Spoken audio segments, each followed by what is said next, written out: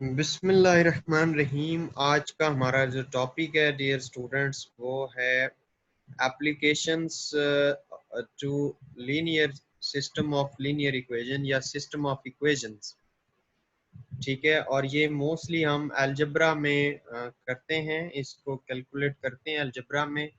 Trigonometry तो बाद में आती है, लेकिन अलजेब्रा में या लीनियर अलजेब्रा में जो एप्लीकेशंस हैं सिस्टम ऑफ इक्वेशंस की, वो आज का हमारा टॉपिक है। इंशाल्लाह हम इसको डिटेल में देखेंगे। आपके 15-20 मिनट लेने हैं, आप एंड तक रहिएगा।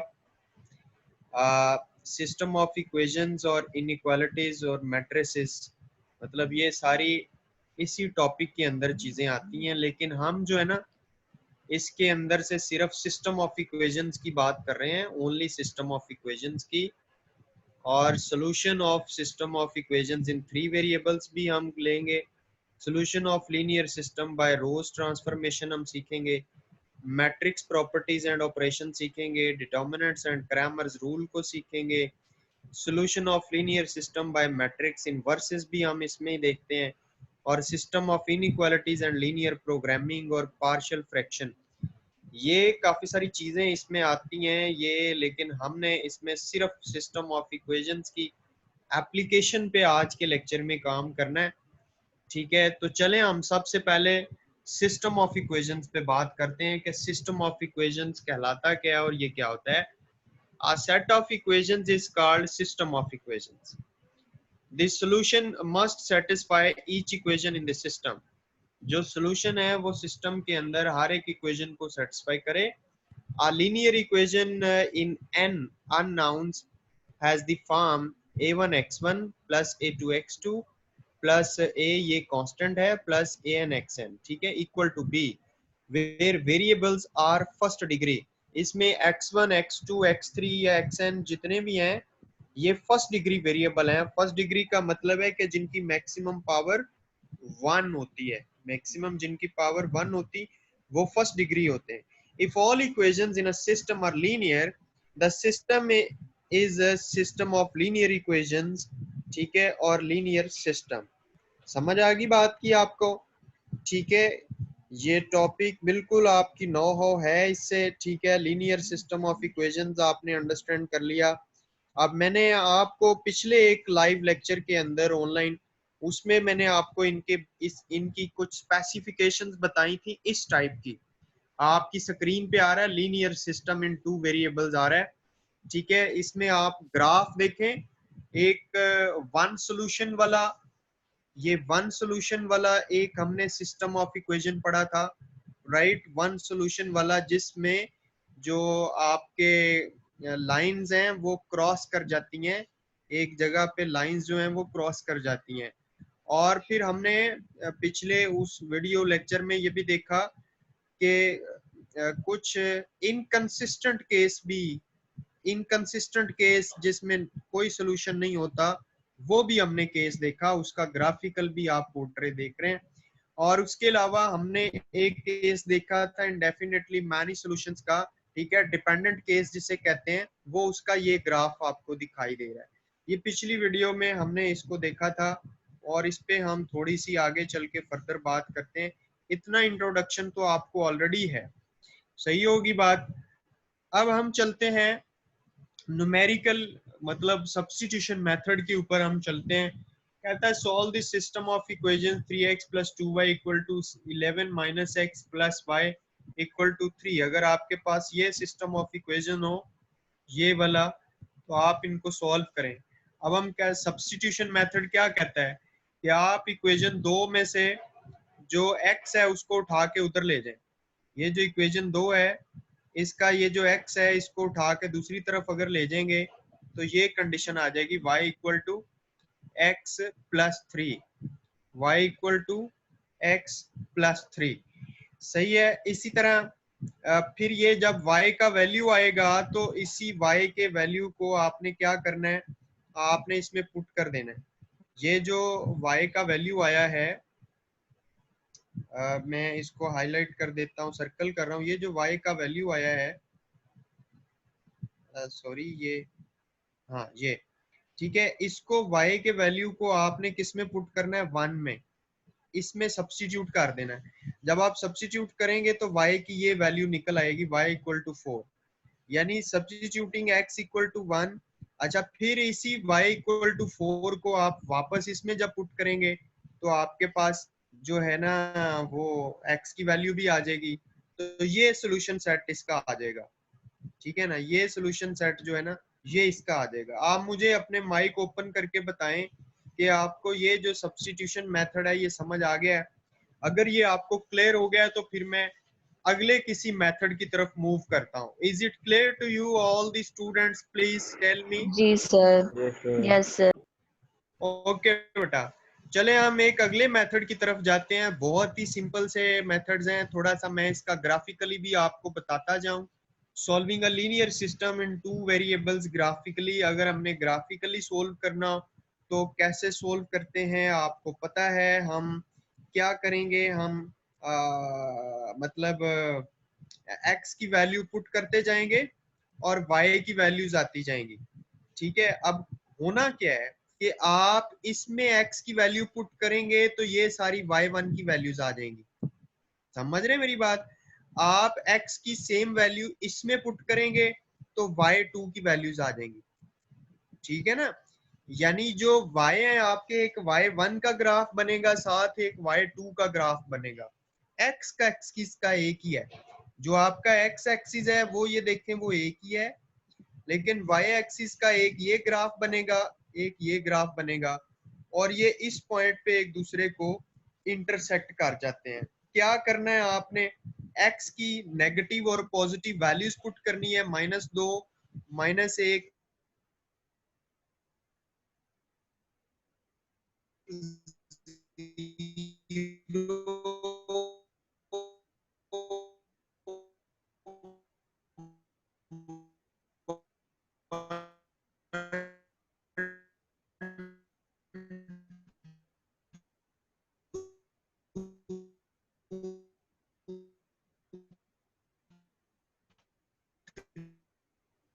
सर आवाज नहीं आ रही।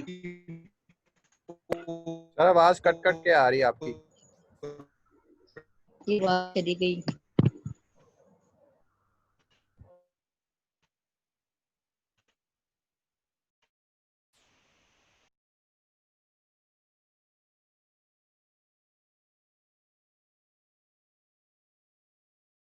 सर हमें छोड़ के चले गए लेक्चर में से।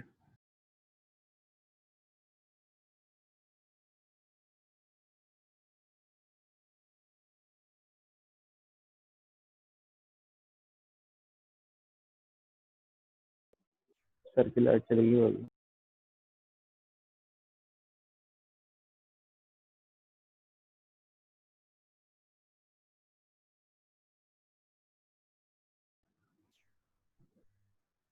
सर चले गए हैं आज। आज मैं इतने दिनों बाद लेक्चर लेने आया हूँ और सर ही चले गए हैं। सुमन हो सर।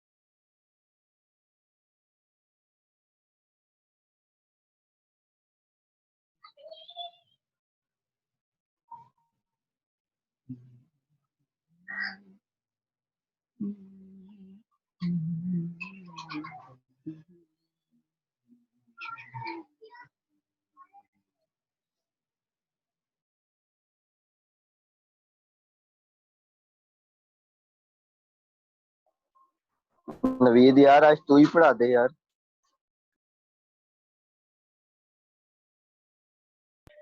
यार मैंने क्या पढ़ाना, मुझे खुद नहीं आता।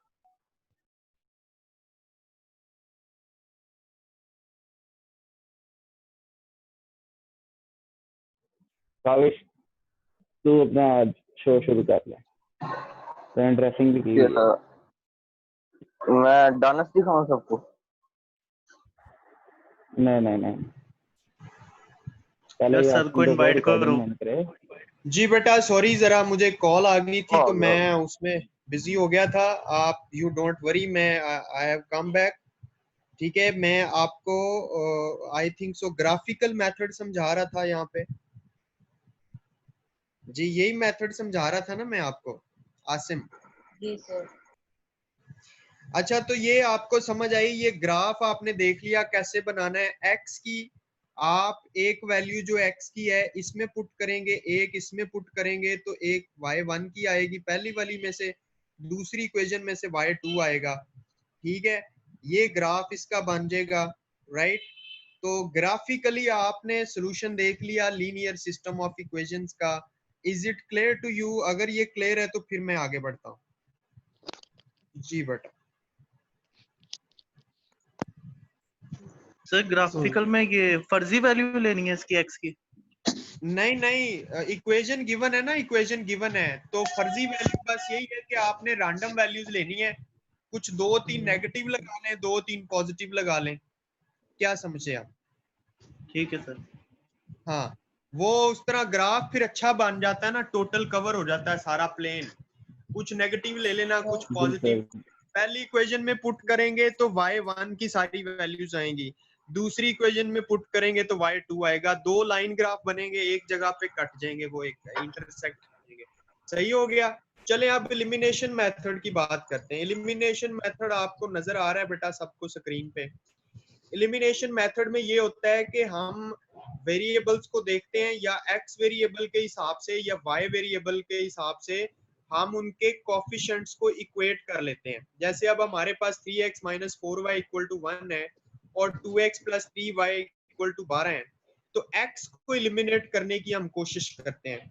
x को एलिमिनेट करने के लिए हम क्या करेंगे, जो पहली इक्वेशन है उसे हम -2 से मल्टीप्लाई करते हैं और जो दूसरी है उसको +3 से मल्टीप्लाई करते हैं, और जो रिजल्ट आएगा उनको हम ऐड कर देंगे। अब देखें, पहली इक्वेशन को अगर हम 2 से मल्टीप्लाई करते हैं, 2 से सॉरी -2 से, तो ये -6 आएगा। इसको 2 से -2 से मल्टीप्लाई करते हैं तो ये +8y हो जाएगा। इसको -2 से करते हैं तो ये -1 को -2 से करते हैं तो -2 हो जाएगा। जो दूसरी वाली इक्वेशन है उसे हम +3 से कर रहे हैं। 2x को 3 से करेंगे तो 6x हो गया, और 3y को 3 से करेंगे तो 9y हो गया, और 12 को अगर आप 3 से करेंगे तो 36 हो गया। भाई यहाँ तक समझ आई आपको? अब हमने क्या करना है, अब हमने इनको ऐड कर देना है। आप ये देखें कि प्लस माइनस का जो 6x है ये दोनों कट जाएंगे, यहाँ पे 8 और 9 ऐड होके 17y आ जाएगा, और 36 में से 2 माइनस हो जाएंगे ऐड होके, तो बाकी आएगा 34।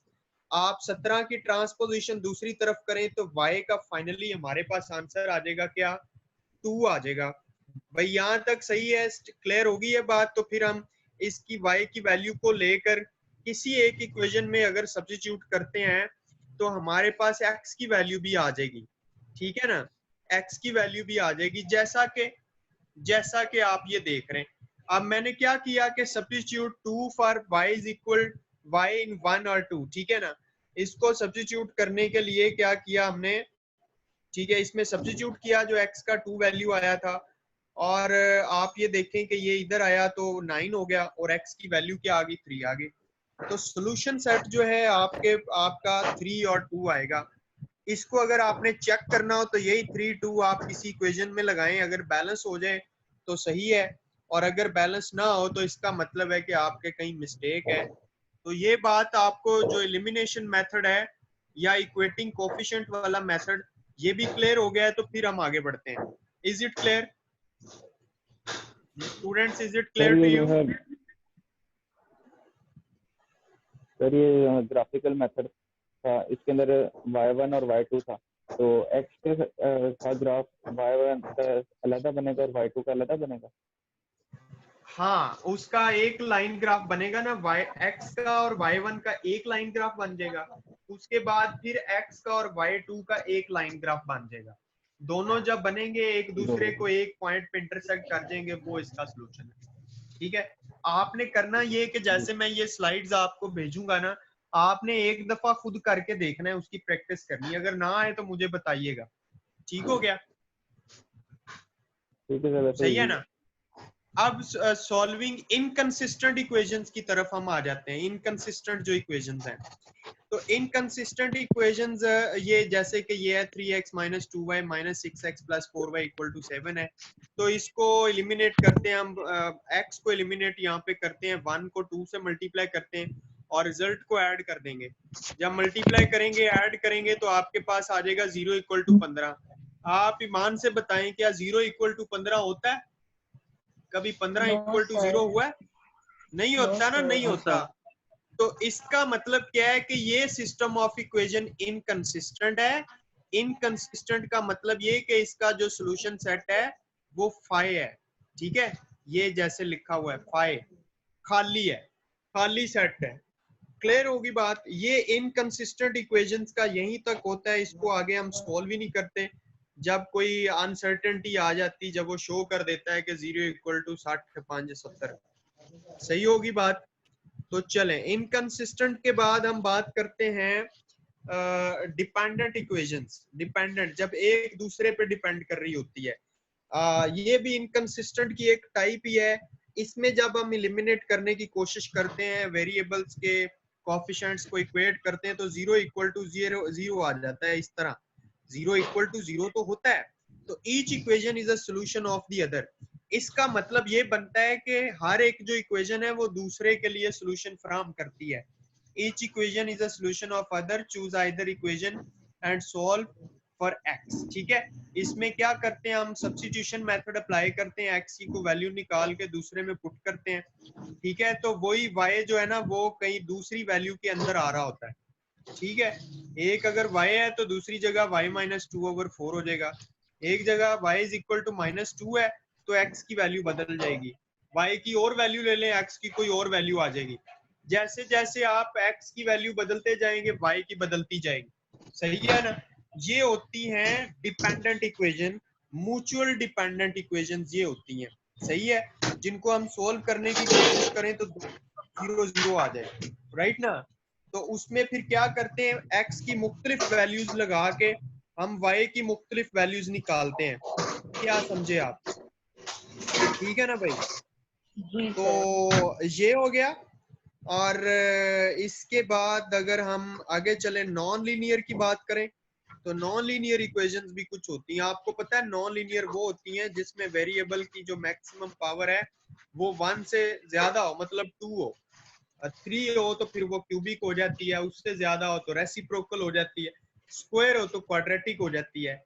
तो ऐसी इक्वेशंस के लिए क्या करते हैं हम, चूज करते हैं सिंपलर इक्वेशन को, जो सिंपल होती है उसको चूज करके उसमें से y की वैल्यू निकाल के, इसमें से y की वैल्यू निकाल के दूसरी में हम पुट कर देते हैं। जब दूसरी में पुट करते हैं तो हमारे पास, जब सब्स्टिट्यूट करते हैं, तो मैं अगली स्लाइड में आपको शो करता हूँ कि सब्स्टिट्यूट करने से क्या मतलब उसका रिजल्ट निकलता है। ये मैं आपको अगली स्लाइड में जाके बता रहा हूँ।